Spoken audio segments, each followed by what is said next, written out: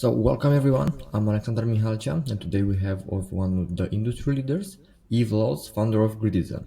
Welcome, Eve. How are you doing Um, today? Good, thank you. Thank you very much for having me. Awesome. And I'm excited also to have you on the podcast today, and I'm sure you're going to be of the great value for the audience. But before we dive right in, could you give us a quick overview of what Gridizen does? Yes, sure. So Gridizen basically is a property management software built by, many, many years of property management, construction, and property investment experience that myself and my co-founder had, but with a specific focus also on ESG. So we wanted to build something that was a little bit different, that not only allowed property managers to manage their property effectively, but also allowed them to be aware of their ESG credentials, how to make more energy efficient management of the properties. And to have annual ESG reporting available to them. Okay, that's fascinating.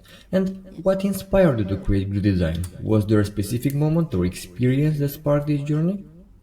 Yeah, I think because we've been in property for such a long time, and specifically managing portfolios, the main inspiration was, understanding that there was a lack of a product similar to this on the market. So there was lots of different elements of property management software, such as maintenance or maybe contracting, but we couldn't find something that kind of housed all of it and made the workflow much more easy, and also allowed the tenant to have access to all the documentation, such as the contracts or anything to do with the building, just making that whole onboarding of a new tenant into a property and then managing the property moving forward easier. So we felt like there was a real need for such a product on the market. So yeah, Okay, interesting. yeah. And let's go back to when you first started. So,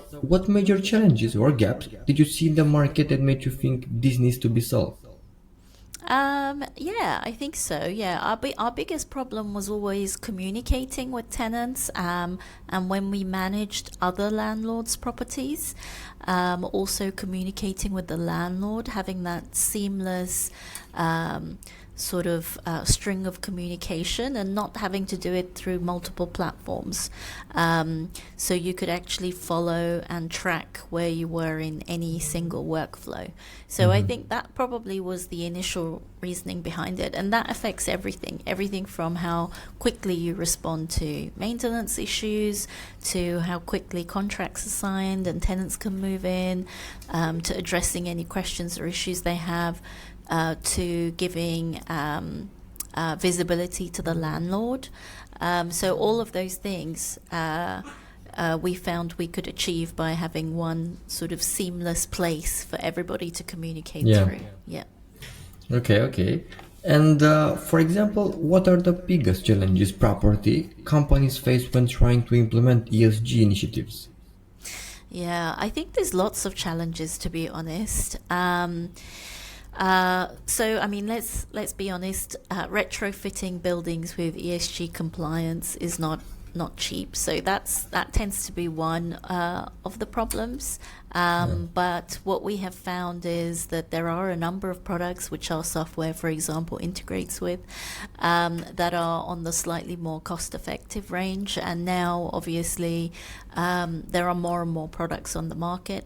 But that's one one main issue that lots of people face. The other thing is this fragmented data. So, like I was saying, if you are keeping lots of different bits of data on different platforms, or perhaps you're not able to measure them properly, then you have lots of fragmented bits of data. So having everything in one place automatically logged means that it's much easier for you to produce those reports at the end of the day and to actually track, not just do a report at the end of the year, but also track during the year, where you are with things. Um, Okay. and I think also regulatory confusion. So there is a lot of different regulations around ESG, even amongst different councils in the UK, for example. And I think it can be difficult to keep on track of compliance and understanding, what the most recent sort of regulations or legislations are. Yeah, right, 100%. And how has the real estate industry approach to ESG evolved since you started Gridizon? Yeah, I mean, when we started Gridison, ESG was often treated like a checkbox exercise. Today, I think it is definitely influencing valuations and investor criteria, and even sometimes tenant retention. So tenants are even more and more looking at if where they live is environmentally friendly, if their landlord cares about these things or not. But also, tech has definitely changed, and it is much more of an Yeah, enabler now. So AI is obviously, booming, and this is one of the areas that, definitely enables ESG. It's kind of like ESG without tech is like Tesla without a battery, I guess. So, it would be impossible to do effective ESG without the improvements in tech. right. And probably like there is more accountability now because there's more need for audits. There's banks and investors that want reporting more often.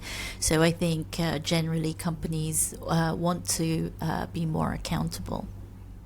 Okay, and to have an overall point of this, so what was the breaking point that made you decide to tackle this problem? I mean, it's a big problem to tackle, but for us, it was, as I said, mainly actually we found when we first started that there wasn't a lot of information on ESG, so people really didn't understand what it was. And what Yeah, it meant. So for us, that was the real starting point, is that we wanted to, make it easily available so they didn't have to go and pay really expensive consultants to try and put reports together. They also didn't have to go and read, encyclopedias of legislation and law right. to understand what they needed to do or what it was. But effectively we could educate them a little bit and then get them to use the system, which can, as I said, automate all your ESG reports, and you can look at it at anytime you want, so you can actually track your performance. So I think making it super easy kind of makes it a little bit more accessible and attainable, and easier for people to do.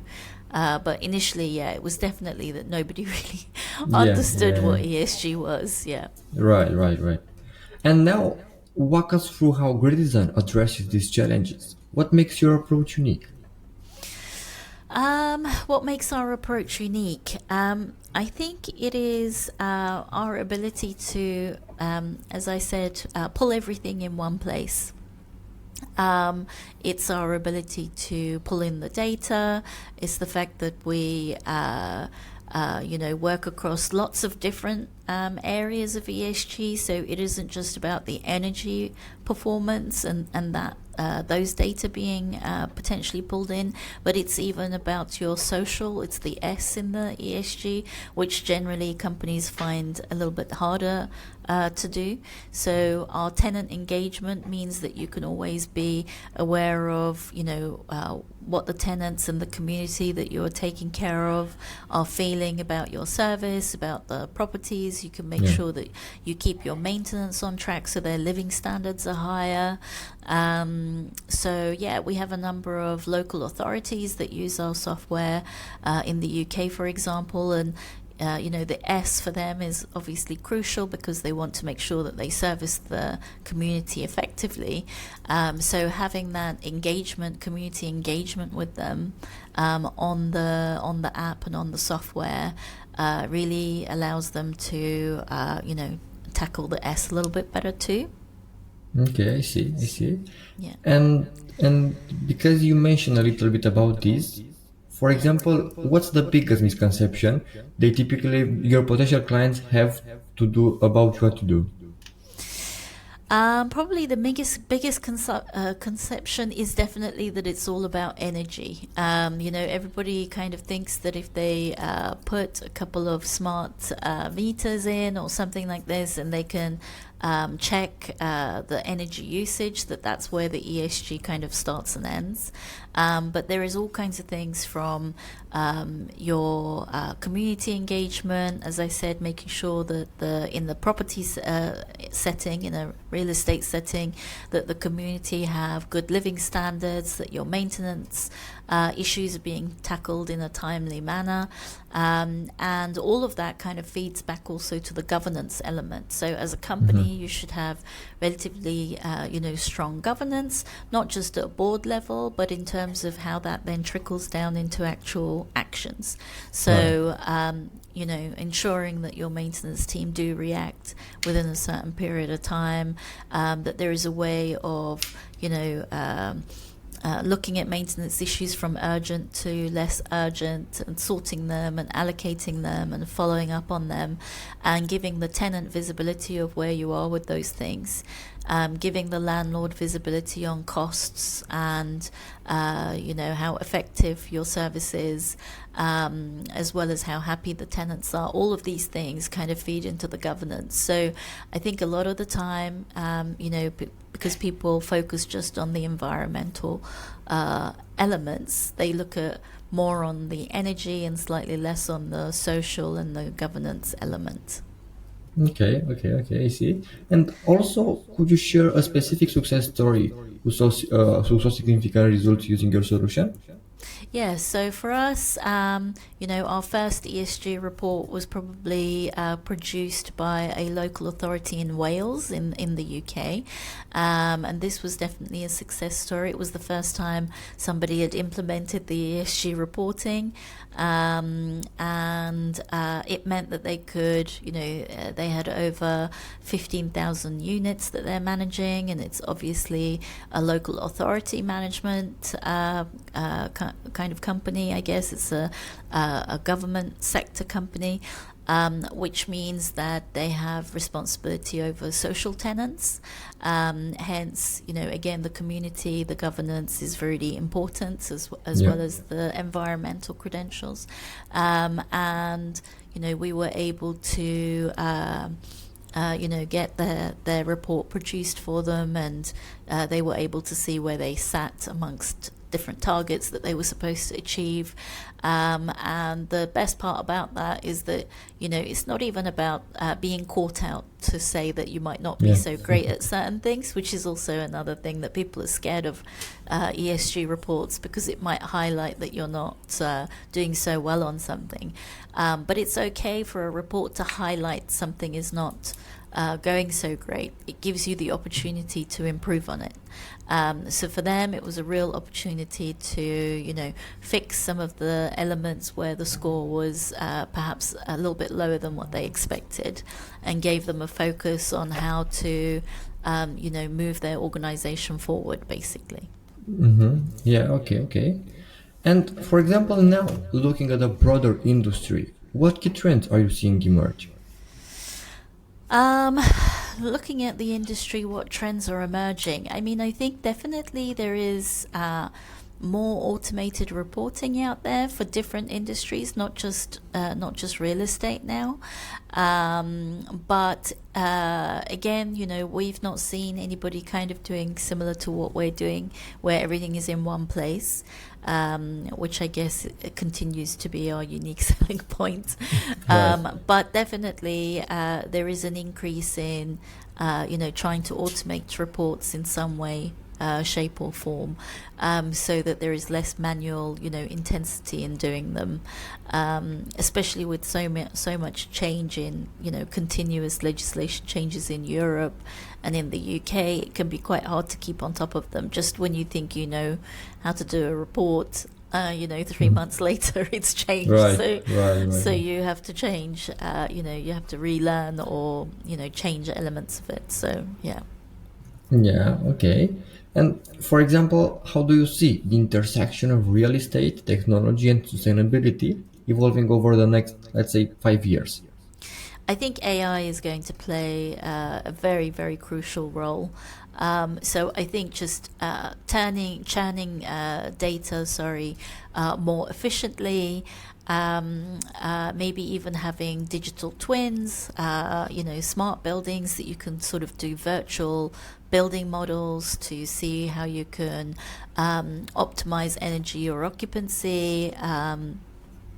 I think more and more emphasis on ESG scoring will take place, not just in terms of whole buildings, but maybe even in terms of single units, so each flat in a block of flats, perhaps. At the moment, we have sort of like EPC regulation in the UK, whereby you get a number to show how energy efficient appliances and other things in your flat are. So there'll be something similar to that, but that maybe scores the whole of the ESG more holistically for each flat. I think carbon transparency will become more mandatory. So yeah, and tech plus, I guess, tenants, put together are going to equal more and more change. Maybe nudging, not only residents, but landlords also to, become more and more environmentally friendly. Yeah, and basically this was my next question about the AI. If it will play an important role in improving property management and tenant satisfaction. So, yeah, makes sense. Yeah. And in your opinion, what do you think most business owners are getting wrong when they're trying to address this specific problem? Um, in terms of ESG compliance, Yeah. yeah, I think it's definitely a combination of lack of up to date knowledge, maybe on legislation, and as I go back to what I said before, just making sure that you are looking at all three elements, not just the environmental element. The environmental, I guess, is the most always on the forefront of the conversations. Right. So this is why this always gets more recognition than the others. But actually, how well you treat your tenants, and how well you look after the space that you are moving tenants into is a vital part of the ESG element from a real estate, especially rental, if you're looking at rental real estate perspective. Okay. And what advice would you give to business owners who want to stay ahead of these changes? I think definitely looking at tech if they don't already have it, and maybe even consulting. But tech, I think nowadays it's so developed that it almost removes the requirement of consultants for you to a certain extent, as long as you have somebody in your team who has a relatively strong understanding of ESG, and you have tech enabled your company and future proofed it a little bit, to make use of these new up and coming softwares and technologies and AI solutions. I think these really help support most companies in achieving these. Yeah. Okay, and I have one extra question about my curiosity. And for example, how important was having ESG credentials when raising funds from Middle Eastern investors?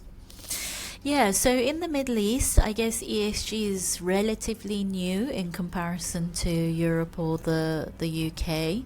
But I would say since COP28, in Dubai, ESG has moved center stage, and in most of the Gulf region, most of the sovereign wealth funds now are under some sort of mandate to back sustainable ventures. There are, lots of different visions, future visions for Saudi, the Vision 2030, and the UAE Vision, I think, 2075, which all have very ambitious green ESG optimal kind of targets. So even though it's much newer to the region is probably moving at great speed, like it does, with most other things in comparison. And they have some very strong targets. That basically means that investors are looking for strong ESG credentials, and they want to future-proof and be compliant and be aligned with sort of global values. So I think now it's quite important for Gridizen or Gridizen's platform, doesn't just track ESG, but it Yeah. enables ESG, which I think for us was a distinctive factor in winning confidence in the region. Okay, I see now. And as you wrap up, what's next for Grid Design? Any exciting developments on the horizon? I mean, for us, we're relatively new in the Middle East. We've only been here for a year now, so we are not so new in Europe. But I guess the exciting development is coming to the Middle East and extending in this region, and growing the capabilities of the system. We're always looking at how to improve and how to add more value for our users, and definitely going into new country territories as well, and looking at how different countries manage properties in different ways. It does help us to potentially produce a more cohesive tool. We can kind of cross-fertilize those differences between different regions and, sell the best parts to each region to help them improve, even though it might not be the norm for them. If it's an improvement on how they do things at the moment, then I think that's a win, right? So for us, I think all of this is quite exciting. Okay, interesting. And for listeners who want to learn more or potentially work with Grid Design, what's the best way to get in touch? Yeah, they can definitely go on our website. So we have www.gridizen.co.uk, and if you click on the Contact Us page, they should have something to be able to fill in there, and they can get in touch that way. Perfect. So, thank you very much for sharing those insights about you, about the company, and about the whole story, and thank you for this amazing podcast session. Thank you so much for having me. Great, see you in the next episode.